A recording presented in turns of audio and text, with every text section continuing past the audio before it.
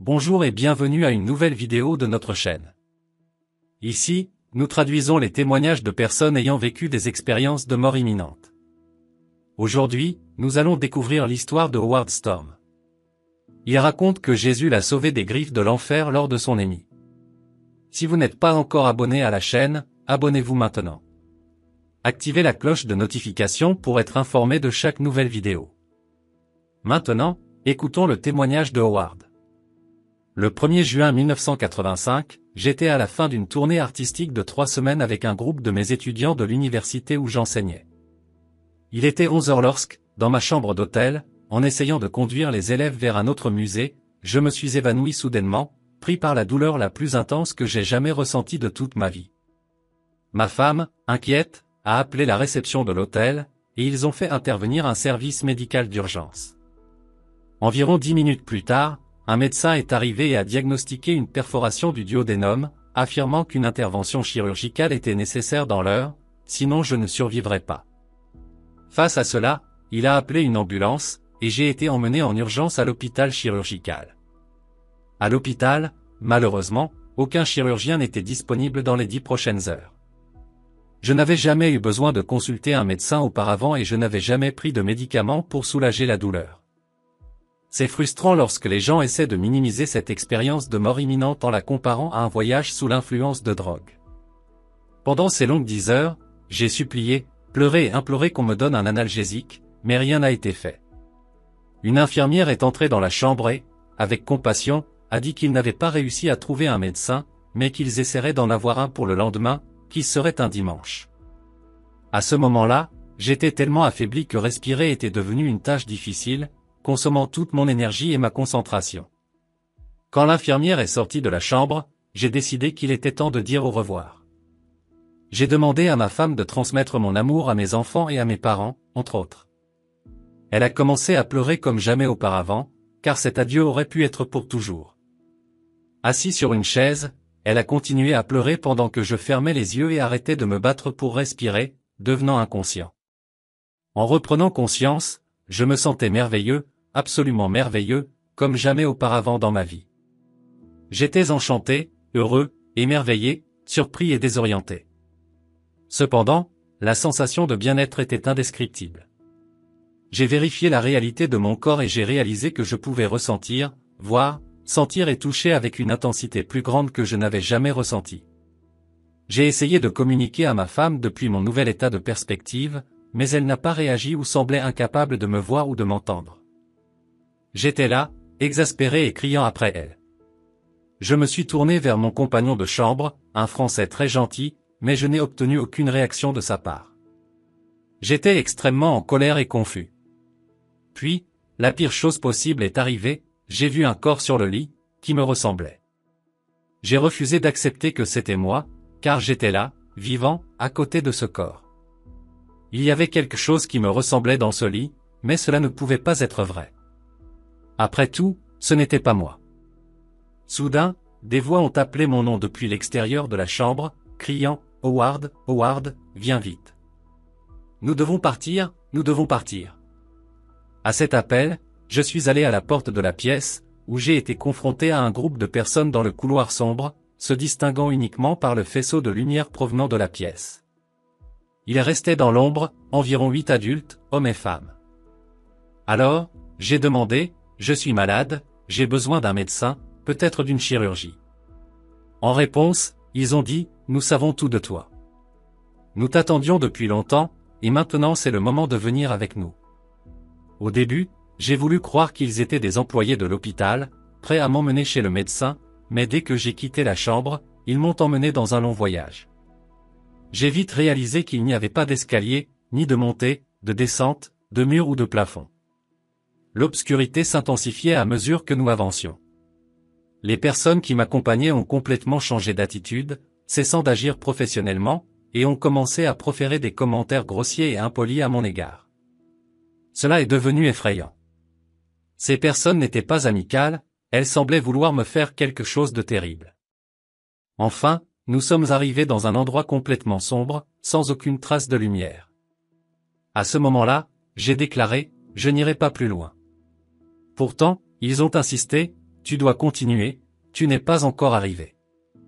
Poursuis. J'ai décidé de m'arrêter de bouger, et alors ils ont commencé à me pousser, tandis que je me débattais, lançant des coups de poing et des coups de pied, mais ils me rendaient tout ce que je faisais. Ils voulaient me séparer, ce qu'ils ont réussi à faire. Mais quand ils ont fini et que j'étais étendu comme un objet oublié sur le sol de cet endroit, j'étais encore en vie, en train de réfléchir. À ce moment-là, je me suis demandé, pourquoi cela se produit-il? Où suis-je? Comment cela m'est-il arrivé? Qui sont ces gens terribles? Sans issue, une voix a résonné en moi, prie Dieu. Au début, j'ai pensé que c'était ridicule, car je ne croyais pas en Dieu. Mais la voix a insisté, prie Dieu. Toute prière fera l'affaire. Alors, je me suis souvenu des prières de mon enfance à l'école du dimanche. Même sans y croire vraiment, j'ai commencé à les réciter à voix haute. Les personnes autour de moi se sont mises en colère et ont proféré les mots les plus obscènes et horribles que j'ai jamais entendus. Elles disaient que Dieu n'existait pas et que personne ne pouvait m'entendre. Elles ont menacé de rendre les choses encore pires si je ne m'arrêtais pas. Cependant, ils continuaient à mentionner Dieu, ce qui les mettait encore plus en colère, les faisant reculer dans l'obscurité. Alors, ils me laissèrent seul dans cet endroit pendant un long moment. Alors que j'étais là, désespéré et désillusionné, un souvenir vif de mon enfance surgit dans mon esprit, quand je chantais « Jésus m'aime » à l'école du dimanche avec d'autres enfants. Au fond de mes souvenirs, je me souviens clairement de mon enfance. J'avais une affection particulière pour un héros appelé Jésus, le super-homme. À cette époque, je priais avec ferveur et croyais que mes prières seraient exaucées par lui. Un jour, j'ai confessé, je ne sais pas, Jésus, si tu es réel ou non. Je ne sais pas si tu te soucies de moi. Je ne sais pas si tu veux entendre mes prières, mais s'il te plaît, sauve-moi. Avec cette supplication, je cherchais à être sauvé, libéré de cet endroit. À ma grande surprise, une petite lumière brilla dans l'obscurité comme une étoile. Rapidement, elle s'intensifia et s'approcha de moi. C'était une lumière éblouissante, bien plus brillante que 10 000 soleils. De cette lumière émanaient des mains et des bras qui m'accueillirent, et à son toucher, toute la douleur et l'angoisse disparurent, et je me sentis entier à nouveau. La lumière m'enveloppa, me tenant fermement et tendrement, comme un père aimant tient son enfant. À ce moment-là, les larmes coulèrent sur mon visage, comme je n'avais jamais pleuré dans ma vie d'adulte. L'émotion était écrasante, et je me suis abandonné à ce sentiment d'amour et de bonheur sans égal. J'étais certain qu'il ne m'aimait pas seulement, mais qu'il se souciait aussi profondément de moi. Soudain, j'ai réalisé que mes pieds ne touchaient plus le sol. Nous étions en train de monter, de nous déplacer rapidement vers le haut. Même en pleurant abondamment, j'ai essayé de me reprendre. J'ai alors levé les yeux pour comprendre notre destination. Au début, j'ai cru être en face d'une vaste galaxie d'étoiles, mais j'ai vite réalisé qu'il s'agissait de créatures lumineuses en mouvement. Nous nous dirigions vers ces entités et, à ce moment-là, je me sentais indigne et inadapté pour être en leur présence. Je pensais, j'ai commis une terrible erreur. Je ne suis qu'un déchet, je ne fais pas partie de cet endroit. Au milieu de ces pensées sombres, nous nous sommes arrêtés en dehors de ce royaume de créatures de lumière. Pour la première fois, il me parla télépathiquement, me rassurant, nous ne faisons pas d'erreur. Tu appartiens ici. Surprise, j'ai demandé comment il savait ce que je pensais, et il répondit, je connais toutes tes pensées. Alors, je me sentis un peu gêné, car il avait vu des choses que je préférais ne pas partager, mais il rit avec compréhension. Nous avons entamé une conversation franche et agréable.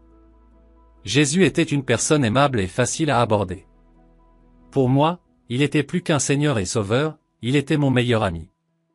En sa compagnie, j'ai également rencontré les anges qui avaient enregistré ma vie et qui m'ont montré une révision détaillée de mes actes. En revisitant ma vie chronologiquement, j'ai réalisé que j'étais devenu une personne égoïste et insensible, causant de la douleur à ma famille, à mes amis et à tous ceux qui m'entouraient. Il voulait me montrer comment être une personne aimante et bienveillante, mais ma quête incessante de succès considérait la gentillesse comme une faiblesse. Je voulais imposer la peur aux gens, pensant que c'était ce que faisait un vrai homme. Lors de la rencontre avec Jésus, j'ai expérimenté un amour incomparable et j'ai compris que la force ne signifiait pas être dur ou insensible. Sa présence m'a transformé, et j'ai compris que la véritable force réside dans la capacité d'aimer et d'être aimé, de prendre soin des autres et de répandre la bonté dans le monde. Je gouvernais par l'intimidation. Je savais que mes actions avaient causé beaucoup de douleur à Jésus et aux anges. Lorsque tout fut terminé, Jésus demanda, « As-tu des questions ?» Je répondis, « J'ai 9 questions. » J'ai posé toutes les questions auxquelles j'ai pu penser, et patiemment, avec gentillesse et complétude, il y répondit. Ensuite, il m'annonça la mauvaise nouvelle que je devais retourner dans ce monde, ce que je ne désirais absolument pas. Je voulais aller au paradis, mais il dépassa mes objections avec raison, bonté et patience, et finalement, je suis revenu. Quand je suis revenu, j'étais à nouveau dans mon corps, ressentant la douleur, et bientôt une infirmière entra dans la pièce. C'était vers 21h, environ une demi-heure après sa dernière visite. Le médecin était arrivé et ils allaient me préparer pour la chirurgie. L'opération a eu lieu à 4 heures du matin le lendemain. En me réveillant de la chirurgie, j'ai réalisé que la chose la plus importante de ma vie s'était produite et que je devais me reconstruire. Pendant 38 ans, j'avais construit ce personnage, et maintenant je devais tout démonter pour devenir une personne totalement différente. Depuis 1985, je travaille là-dessus, essayant de devenir une nouvelle personne. La façon dont j'ai fait cela a été en suivant Jésus-Christ, que je crois être le Fils de Dieu. À cette époque, il y a 2000 ans, il était complètement humain et complètement divin, pour nous montrer ce que les êtres humains peuvent et doivent être.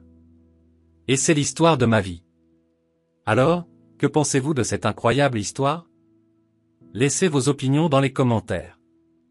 N'oubliez pas de vous abonner à la chaîne. Diffusons l'espoir qu'il y ait une vie au-delà de ce que les yeux peuvent voir.